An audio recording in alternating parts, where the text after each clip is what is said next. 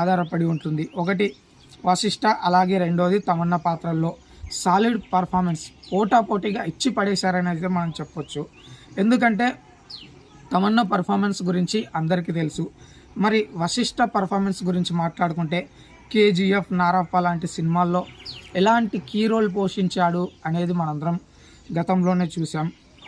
ఇక మెయిన్గా తనలోని హర్రర్ షేడ్స్ని బాగా పండించాడు. అలాగే పలు సన్నివేశాలు తనపై మంచి ఇంట్రెస్ట్గా కొనసాగే విధంగా ఉన్నాయి. సెకండ్ హాఫ్ని తమన్నా టేక్ ఓవర్ చేసిందని చెప్పొచ్చు. ఒక పక్క వశిష్ఠ, మరో పక్క తమన్నా, వీరిద్దరి సన్నివేశాలు సినిమాకి చాలా హైలైట్గా నిలిచాయంటున్నారు. ఇక నటిగా తమన్నా కూడా పర్ఫార్మెన్స్ బాగుంది. భైరవి అనే పాత్రలో తమన్నా సెటిల్గా ఏ సన్నివేశానికి ఎంత కావాలో అంతే చాలా అంటే చాలా అద్భుతంగా పర్ఫార్మెన్స్ ఇచ్చింది. అలాగే సినిమాలోని క్లైమాక్స్ వర్షన్ కూడా చాలా బాగా ఆడియన్స్ మీద ప్రభావం